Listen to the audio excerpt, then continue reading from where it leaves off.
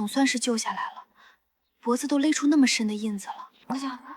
我这是穿越了。原主受尽欺凌绝望自尽就算了，我21世纪社畜熬夜猝死，竟然穿到这个和我同名同姓的倒霉蛋身上。快穿系统007成功绑定，任务失败直接抹杀欧青。这是什么坑爹的任务？在这个地狱活着都是难事，竟然还要我去招惹什么狗屁王爷？关键奖励那么抠门。小翠妹妹，今日多亏你救我。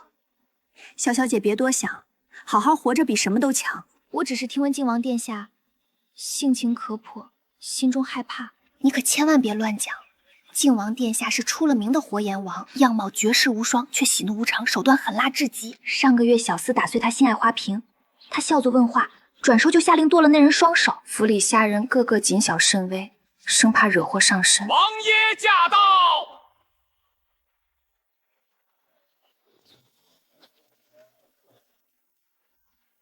就是你，一心想死在本王府中。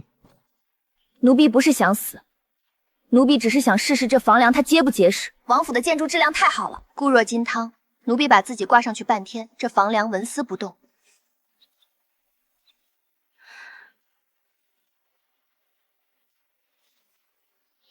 至于吗？至于吗？不就碰了我一下？既然这般有活力，便去为本王的墨魂浇水。墨魂，听名字像是神兵利器。他若是有半点差池，你大可真去试试，王府房梁究竟结不结实？还跪在地上做什么？等着受罚吗？算你今日运气好，王爷格外开恩没惩治你。可要是伺候不好墨魂，谁也救不了你。赶紧随我来。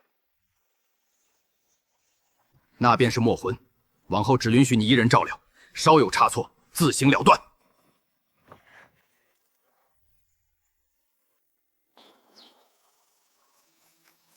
系统兑换植物素场化肥。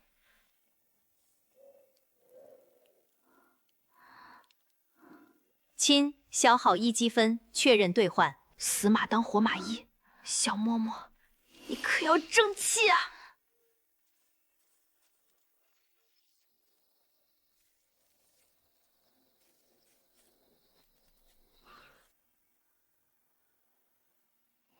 小嬷嬷，光合作用知道吗？晒太阳，但不能暴晒。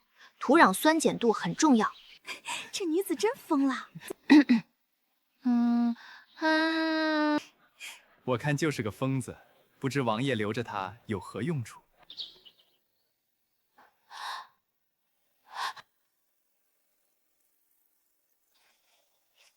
等下，真疯了啊！一盆墨水，一包抢系统的化肥，硬生生把自己从鬼门关拉了回来。这比中头等大奖还要刺激。不对。这花不对，前朝异种陈非遗种被墨水浸泡化肥催生，还能开出大包。万一开出个食人奇葩，闹出乱子，好像也能整治一下狗王爷。恭喜宿主，按时使墨魂兰孕育花苞，支线任务让墨魂恢复生机，判定完成。任务奖励临时好运喷雾1瓶，以存系统背包。温馨提示：10分钟内小提升运气，关键时刻可救命。警告：检测到墨魂基因链未知突变。能量场极不稳定，危险等级提升，请宿主谨慎戒备。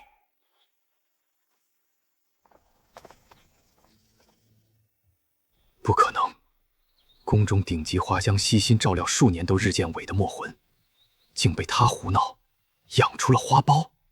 这女子，难不成真的懂艺术妖法？王爷请看，墨魂沉寂数年，魂魄被困，幸得奴婢以墨补魂，一役通灵，终于唤醒他沉睡的灵性。如今孕育奇葩，皆是感念王爷厚德。此乃绝世祥瑞，墨魂复苏，预示大周国运昌隆，更预示王爷此后万事顺遂，心想事成。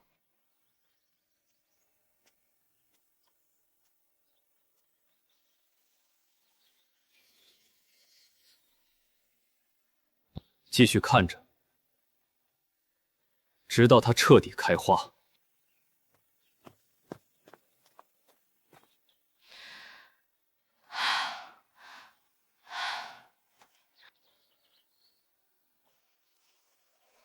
小花苞，你可得争气点儿，好好生长，开出最漂亮的花。等你开花，我就能完成任务，说不定就能回家了。小姑娘，有事吗？这是厨房刚做的桂花糕，上次多谢姑娘帮我解围，我没什么能报答的，这点点心请姑娘收下。举手之劳而已，你也太客气了，谢谢啊。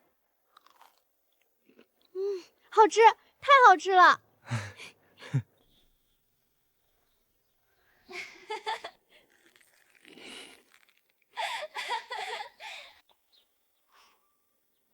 您听说了吗？昨日那个打扫后院的小林子倒大霉了。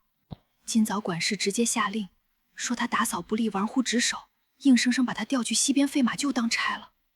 西边马厩那地方又偏又臭，堆满杂物，连乞丐都不愿靠近，跟发配流放有什么区别？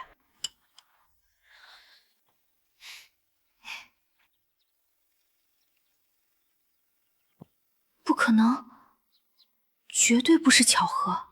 病娇，这绝对是病娇占有欲。我就说了2句话，吃了一块糕点而已。检测到靖王苏培清病娇值小幅上涨。当前阶段，我的玩具别人不许碰。初级阶段，安全预警，请宿主规范言行，与所有雄性生物保持3尺以上物理距离，珍爱生命，远离病娇男主。现在提示有什么用？人都已经被发配了。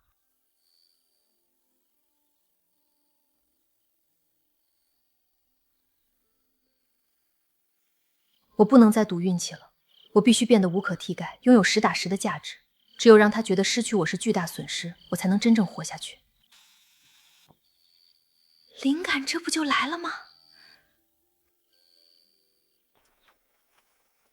刘管事，是你？厨房乃是重地，不是你胡闹的地方。来这里做什么？刘管事，奴婢看厨房每日都有不少新鲜蔬果、干货因为存放不当腐坏损耗，实在可惜。奴婢家乡有几样储存食物的土办法，不费钱粮，无需冰窖，或许能帮厨房减少损耗，管事不妨一试。土办法？王府有专属冰窖上等仓，存储食材皆是最优贵质。你那乡下野路子也敢在王爷府上班门弄斧？刘管事，冰窖虽好，却容量有限，向来只用来存放珍稀瓜果与肉类，像萝卜豆、土豆这类，根本不需耗费冰窖资源。只需寻一处阴凉干燥的角落，取干净沙土，将蔬菜一层沙一层菜交替掩埋，便可封存数月，取出依旧新鲜饱满。至于那些干货，发霉腐坏，皆是受潮所致。王府柴火燃烧后的草木灰随处可得，只需用干净布将草木灰包好，放入存放干货的箱子之中，便可吸收潮气，长久保持干货的干燥。好，我便信你一次。你们几个立刻去干净沙土，收集草木灰，按照他的法子分批处理批蔬菜与库房干货。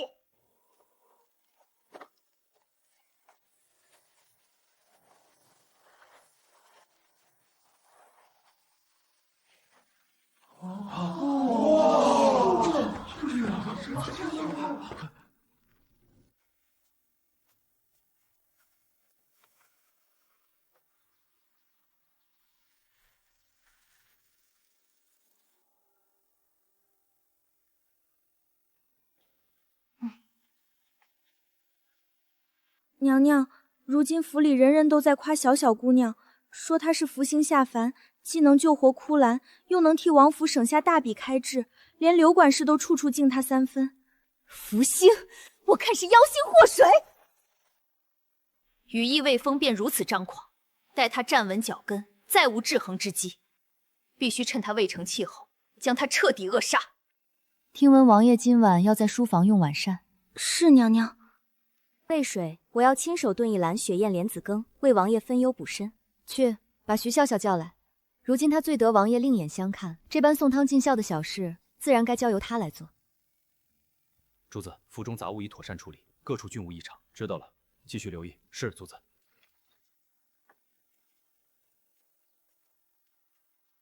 王爷，赵侧妃亲手炖制的雪燕莲子羹，奴婢送至。放下。奴婢告退。你留下来布菜。是，王爷。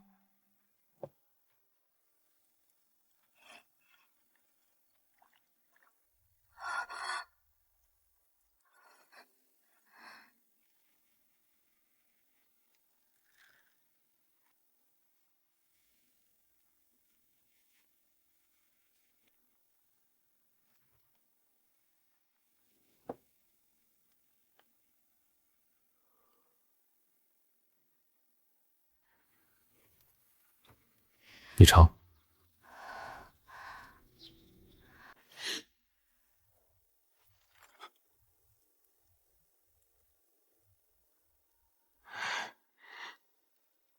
王爷，您这是要赏赐奴婢吗？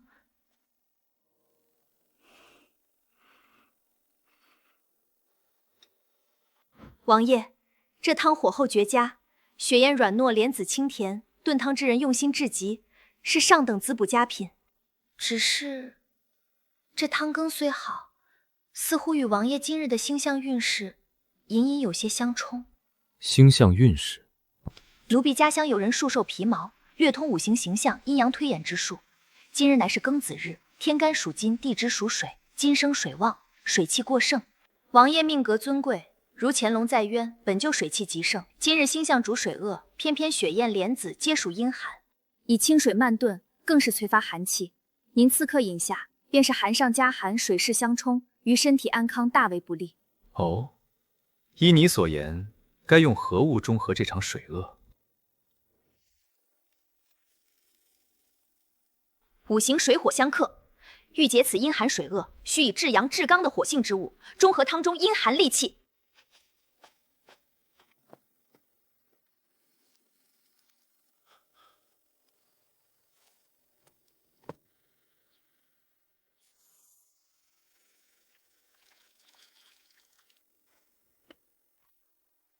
也请用，此乃奴婢独创的草木精华养生汤。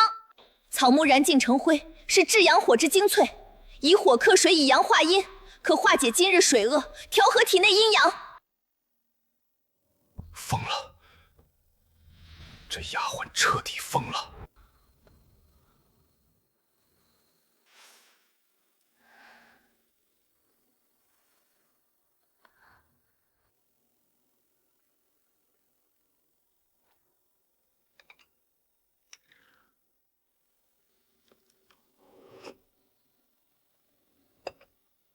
味道很独特。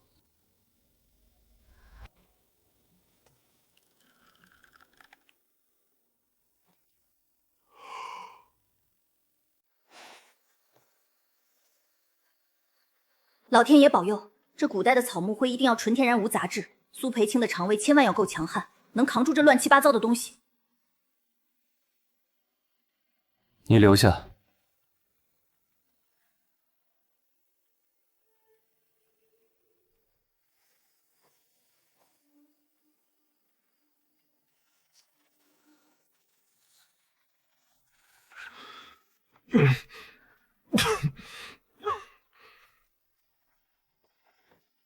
苏培青出事了，难道那碗草木灰汤终究还是发作了？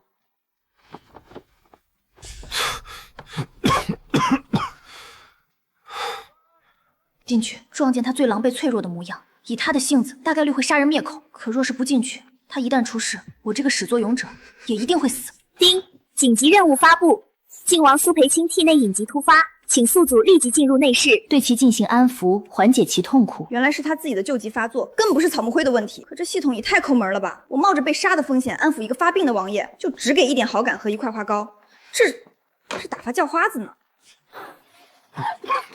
堵了，横竖都是死，冲进去，尚有一线生机，完成任务活下来。就算失败，也好过被系统无情折磨致死。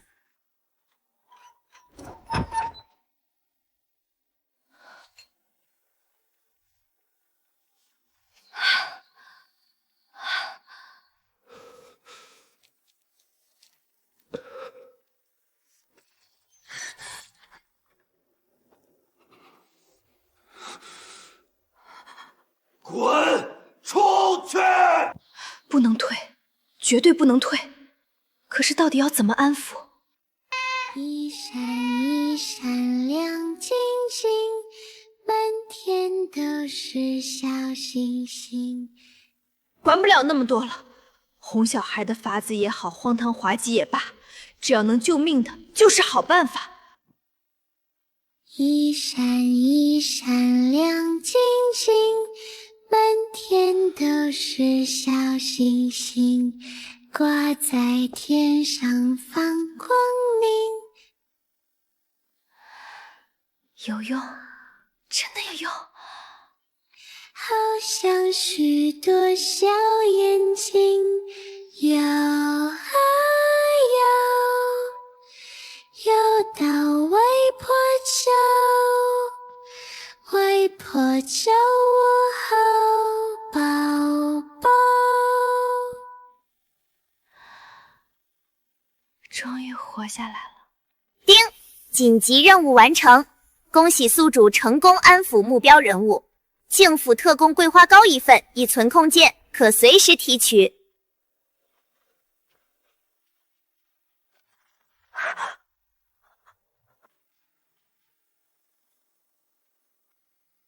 醒了，他是不是要醒了？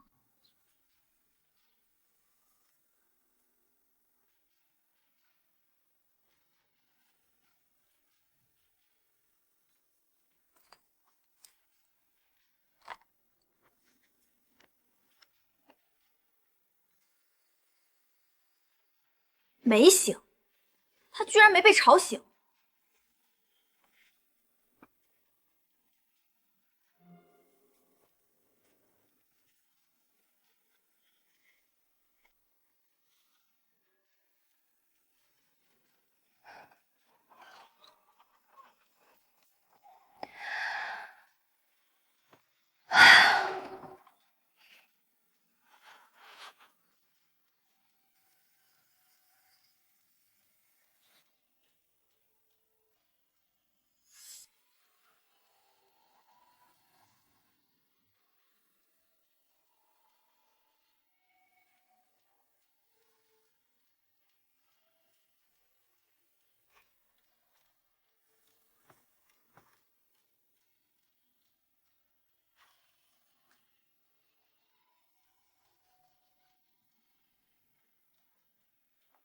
桂花糕，我的，别抢！出事了！琳琅院出大事了！刘管家，何事如此慌张失态？顾侍卫，不好了，出天大的事儿了！赵侧妃，她好像中邪了。发生什么事了？是不是出了什么大事儿了？嘘，小声点。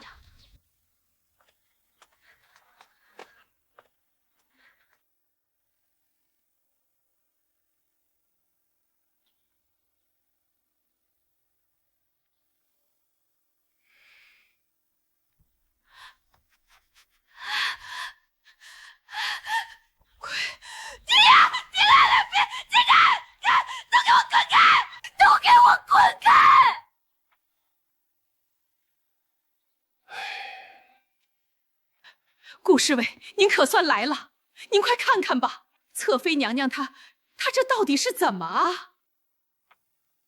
张大夫，侧妃到底所患何病？为何会这般模样？回顾侍卫的话，老夫实在是诊不出病因呐。侧妃娘娘脉象只是急促紊乱，并无半点中毒之征兆。可这突发红疹、神志癫狂的症状来得汹汹，绝非寻常病症。依老夫愚见，这恐怕不是病，而是邪祟入体呀。邪入体，披头散发，满脸红疹，浑身剧痒，神志不清。这根本不是什么邪祟入体，更像是严重急性过敏，研发了神经系统紊乱。这时候的妆粉为增香美白，大多掺杂大量未提纯的天然花粉与铅粉，刺激性极强。就是她，是徐小脚这个妖女，是她害我，是徐小脚，都是因为她。人证确凿，你还有任何狡辩的余地？不是吧？这和我有什么关系？我睡得好好的，无缘无故被叫过来也就算了，现在还要冤枉好人。天哪，真是他做的！我就说她邪门的很，一个杂役房出来的丫头，凭什么能得王爷另眼相看？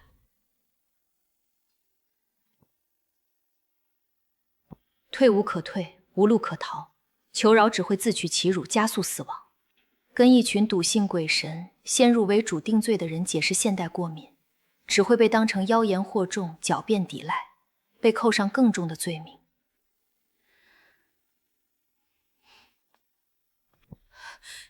你要干什么？别过来！你这个妖女！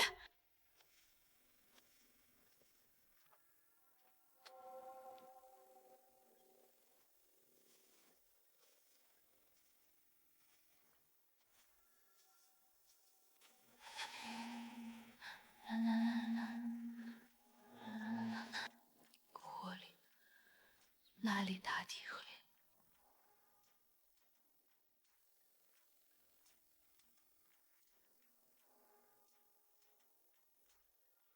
诸位不必惊慌，赵侧妃，她并非中了什么邪祟，而是被花魂冲撞了。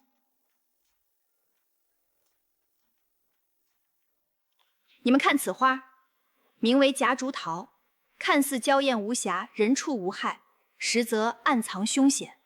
万物皆有灵，草木亦有魂。这夹竹桃花魂性情刚烈，善妒至极，最爱争艳攀比，见不得旁人比他夺目。诸位皆知，赵侧妃天生丽质，容貌倾城，且侧妃平日里所用香粉汇聚百花精华，芬芳馥郁，气韵绝佳。一边是刚烈善妒的夹竹他花魂，一边是貌美倾城赵侧妃，二者气场相悖，水火不容。夹竹桃见侧妃入院，独占风华，心生滔天妒意。这股怨毒之气化作冲撞之力，附于侧妃周身，毁其容颜，乱其神志，令她痛苦癫狂，状若中邪。这便是花魂冲撞的真正由来。想要破解这花魂冲撞，其实并不难，只需3步便可化解灾厄。第一，即刻将院内所有盛开的夹竹桃尽数移走，彻底斩断花魂怨念的根源。第二，速取洁净井水，为侧妃净面擦身，褪去花魂附着的怨念。第三，取干净麻布衬透井水，冷敷于红肿之处，可镇压体内冲撞带来的燥热戾气。最重要的是，在侧妃症状完全消之前，居所严禁摆任何花草，所用脂粉杜绝香料。一旦花魂怨念复燃，届时便是神仙难救。还愣着干什么？照他说的，立刻去做。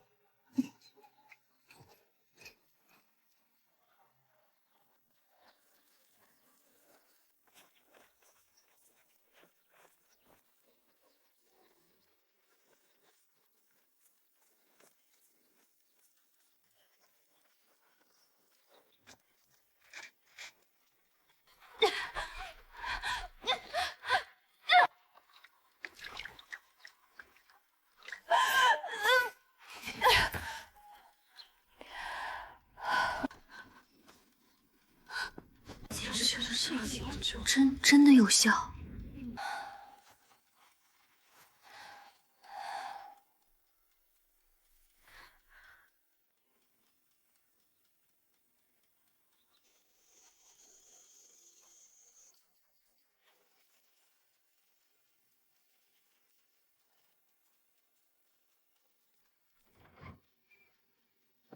徐姑娘，王爷听闻你今日阎郎院获释，安抚花魂有功，特赏赐上好珍珠糕1盒，与你压惊。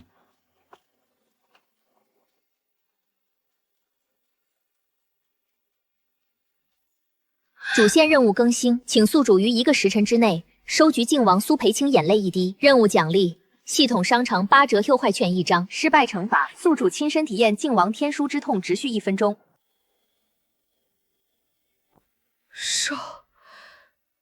收集苏培清的眼泪。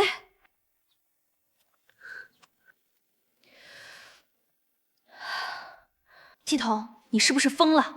你是不是被病毒入侵，程序彻底错乱了？让那个疯批哭，让那个火焰王掉眼泪。宿主，请不要质疑本系统专业性，所有任务均经过精密测算，理论上存在完成可能。这对你而言是绝佳的机缘，能拿到王爷的眼泪，王府再无你办不成的事。我机缘个大头鬼！我还没拿到他的眼泪，脑袋早就被他摘了。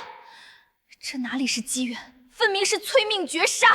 宿主请勿悲观，友情提醒：任务剩余时限1个时辰，失败将全权体验天书之痛。数据分析等同于100枚高温高速钻头，无麻药，无间断，多角度钻探大脑皮层、海马体及小脑，持续性高强度痛感侵袭。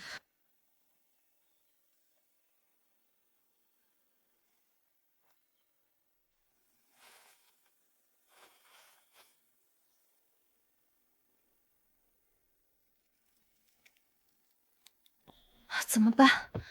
只剩1个时辰，我必须让苏培青落泪。直接开口讨要，根本是自寻死路。讲悲情故事博同情更没用，用洋葱熏哭他，我只会被当成刺客当场斩杀吧？难道今天真的要栽了？真的要体验那钻脑剧痛？我不要，我绝对不要！我想起了，苏培青夜深人静之时，他总会独自去书房后方的小湖边静坐。这个时辰，他一定在那里。软球、硬劝、套路、物理方法全都没用，那就只剩最后一条路：演戏。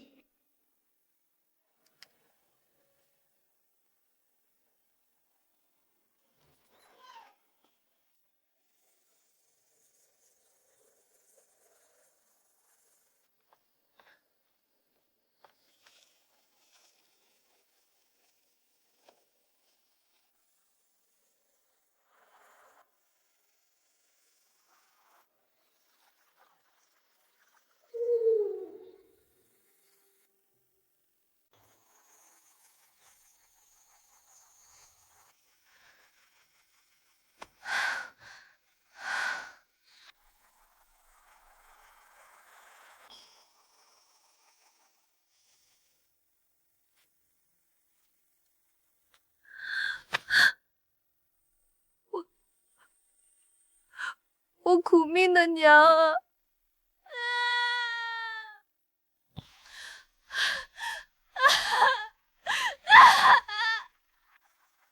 女儿不孝啊，不能在您膝下尽孝，反倒让您九泉之下，还要为女儿牵肠挂肚。您走之后，女儿在世上再无亲人。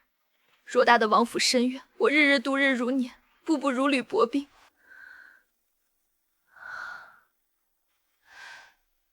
我那死鬼老爹啊！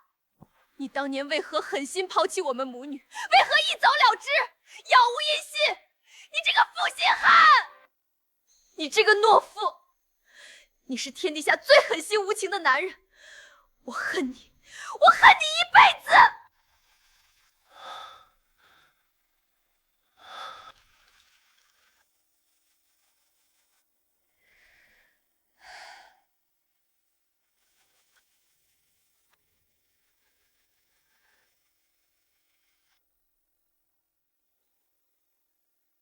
宿主注意，苏培青已经落泪，时机转瞬即逝，请立刻提速出手，切勿错失良机。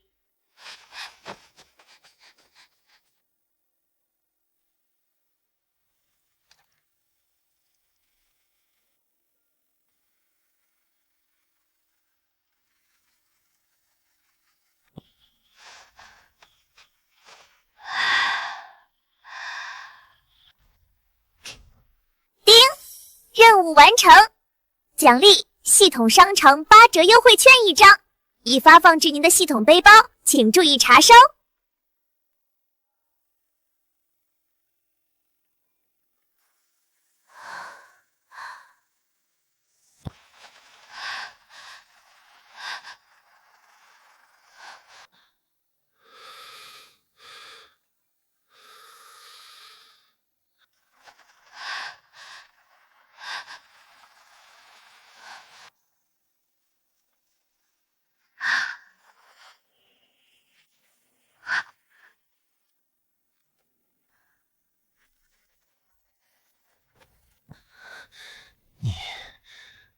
刚才说什么？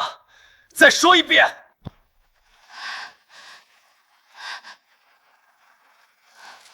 不行，我该怎么办？他他现在这个样子，一定会把我杀了。对，我可以装疯，他身为王爷，不至于和一个疯子计较吧？两只老虎，两只老虎，跑得快，一只没有眼睛，一只没有尾巴，真奇怪，真奇怪。两只老虎，两只老虎，跑得快。方才的控诉是巧合。王爷，夜深路重，何必为了一个小丫头动这么大的肝火呢？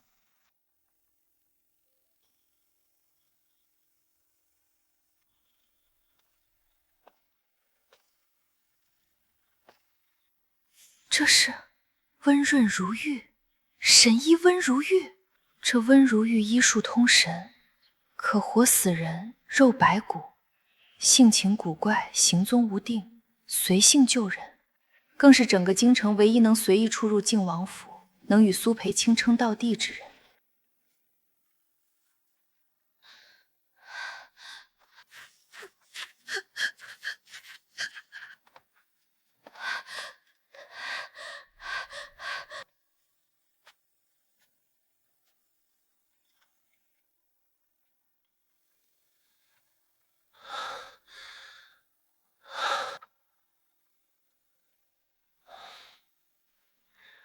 我今日刚入宫，给太后娘娘请完脉出来，就听闻靖王府出了一位奇人，不通医理，不食药食，仅凭几首不成调的歌，便能治好连我都束手无策的头风顽疾。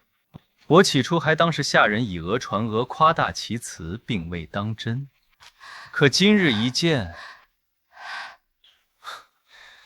我方知所言非虚，这位姑娘果然名不虚传，神通广大，不光能舒缓王爷的头风救急，竟还有这般本事，能让素来泰山崩于前而色不变，喜怒不形于色的靖王爷当众失态至此。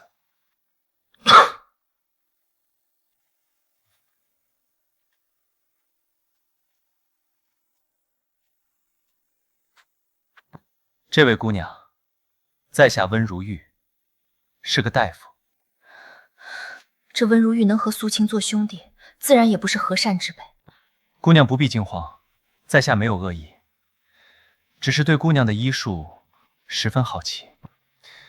听闻姑娘仅凭歌声与几句闲话故事，便能舒缓王爷头风顽疾，不知可否向姑娘讨教一二，也好让在下这井底之蛙开开眼界。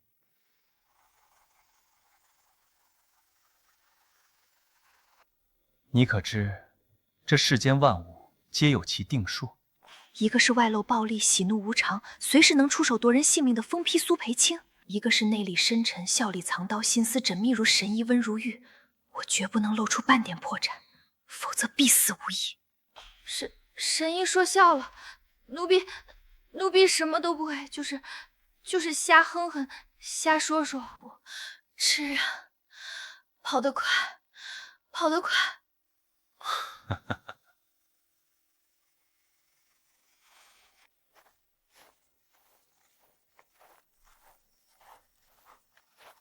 王爷，我看这位姑娘是真的受了极大的惊吓，已然神志不清。再问下去也问不出什么实情，不如让先好生休养一番吧。正好我近日打探到一些关于太子殿下的动向，需与王爷单独细说。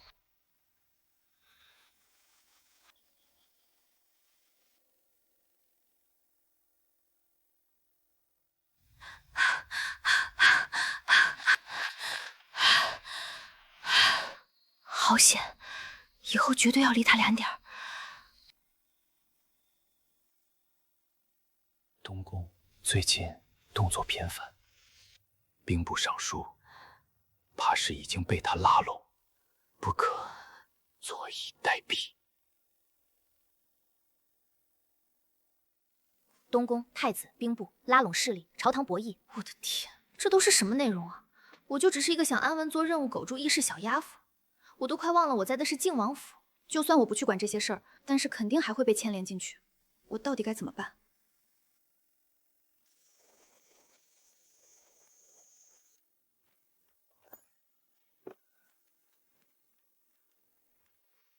系统商城8折优惠券已放入背包，差点忘了，还有奖励，来得真及时。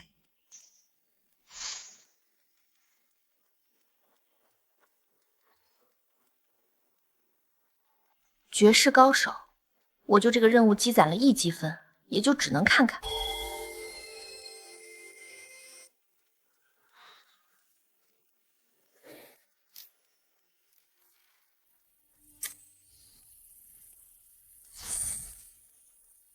这封面，这棉字太廉价了，妥妥的地摊三无盗版书，能有什么用处？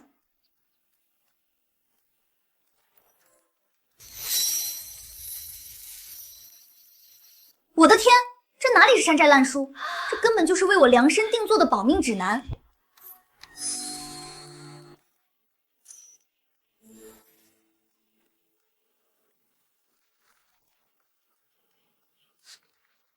都给我等着吧，等我学成归来，就再也不是被人任意拿捏的软柿子。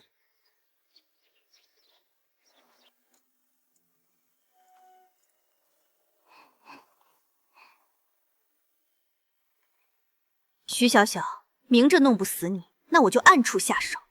我倒要看看这次你还能不能侥幸脱身。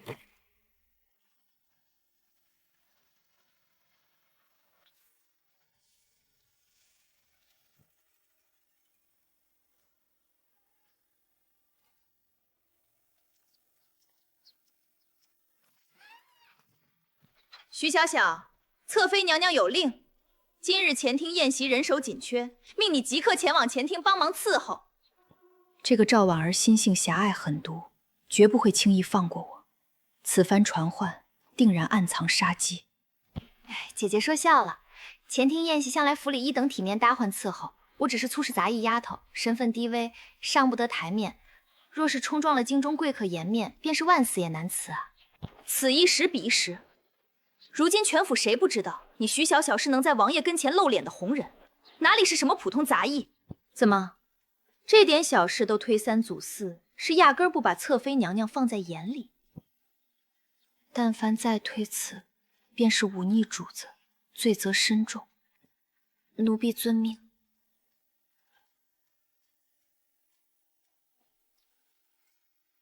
小小来了，不必紧张，并非什么粗重累活，只是让你帮我个小忙。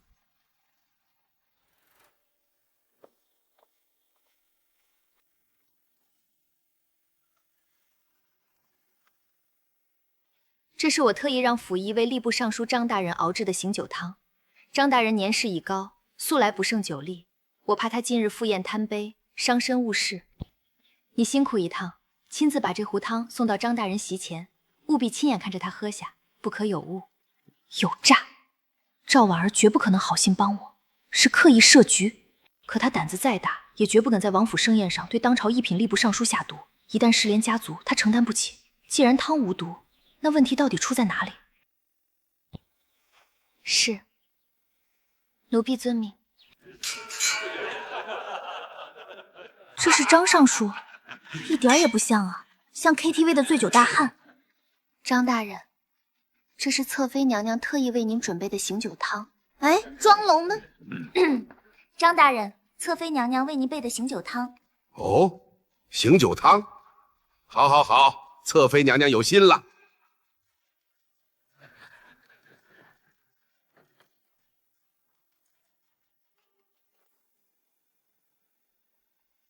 哎呦，靖王府的丫鬟果然个个都水灵得很。好油啊！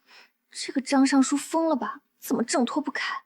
小美人儿，别急着走啊，来陪本官喝一杯。原来如此，这才是赵婉儿真正的毒计。她要借张尚书的手，在满堂权贵面前毁了我的清白，我的名声。放开，嘿，小美人儿，这么不给本官面子啊？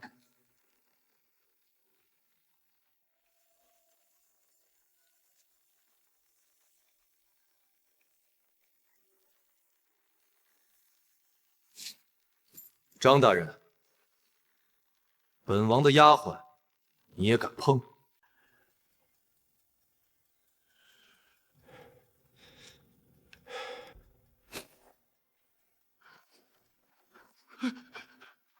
王爷息怒，下官喝多了，一时糊涂，下官罪万死，还请王爷恕罪。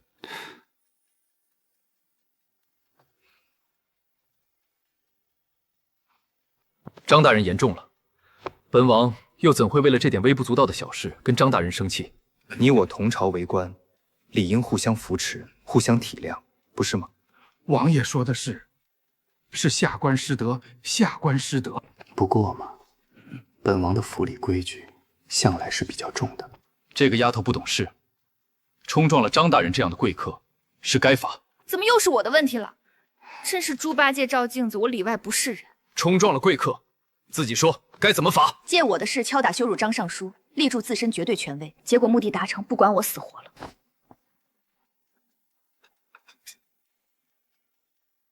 方才是奴婢的不是，奴婢人微言轻，不懂规矩，惊扰大人酒兴，奴婢在此给您赔罪了。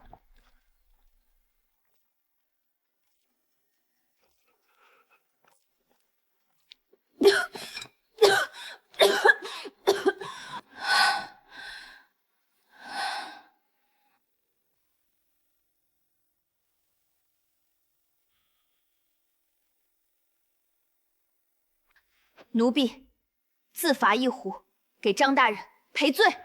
若大人觉得还不够，奴婢再罚。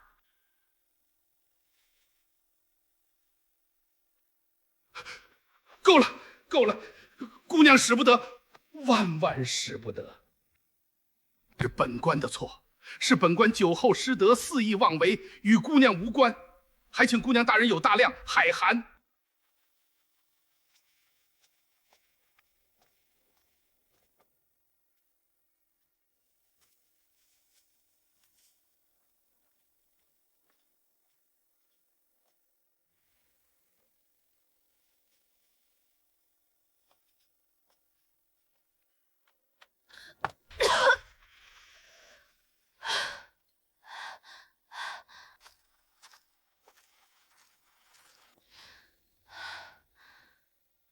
王爷让你喝了醒酒。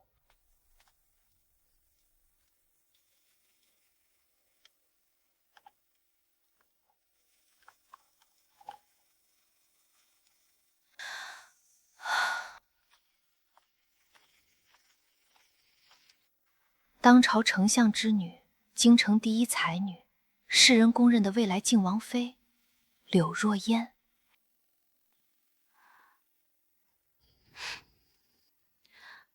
当朝权相柳承敬独女，7岁能诗，10岁善画，冠绝京城的第一才女，更是全天下人默认的未来靖王妃。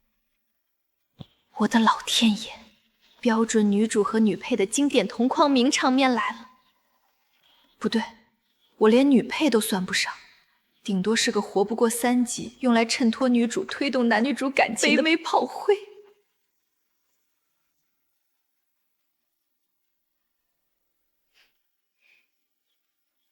他根本就没把我当人看，只是一件造型奇特、勉强入眼，却登不上台面的小玩意儿。顾侍卫，王爷可还在宴客厅中？王爷刚送走宾客，刺客正在书房。今日偶得新鲜桂花，亲手制了些桂花糕，特意送来，请王爷尝尝鲜。但愿不曾打扰王爷雅兴。柳小姐，请随我来。有劳顾侍卫。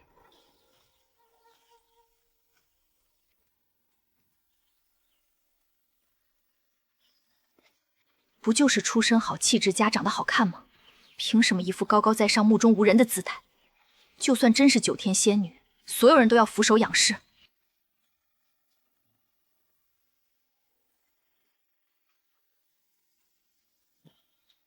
让你看不起人，我丑死你！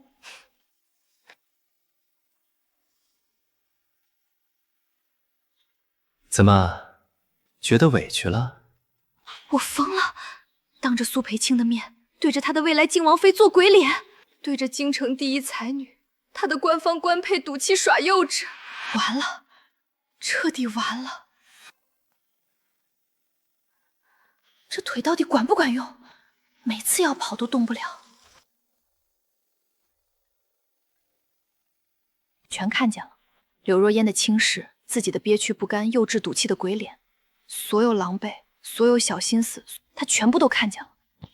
没有，王爷您误会了，奴婢没有觉得委屈，绝对没有。奴婢刚才是在活动脸部肌肉。完蛋，他看样子应该是不信。好吧，要是我也不信。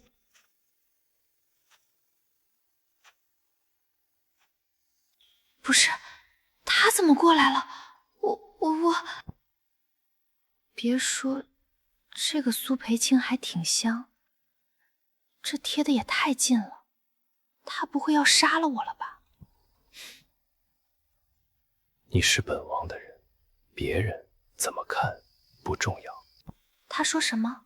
本王的人，他的意思是，我是他的人。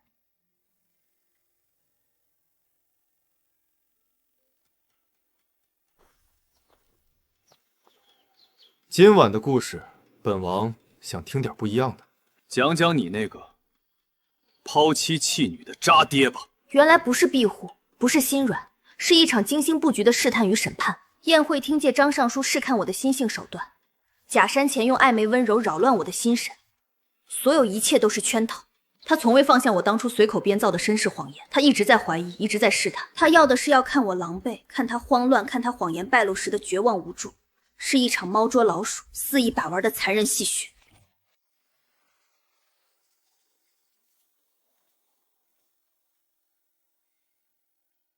坦白认错，绝对不行。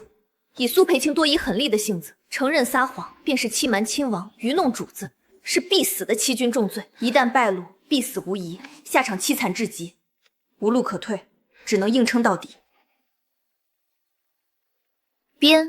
编得足够真实，只要让他相信就可以。王爷，您真的想听吗？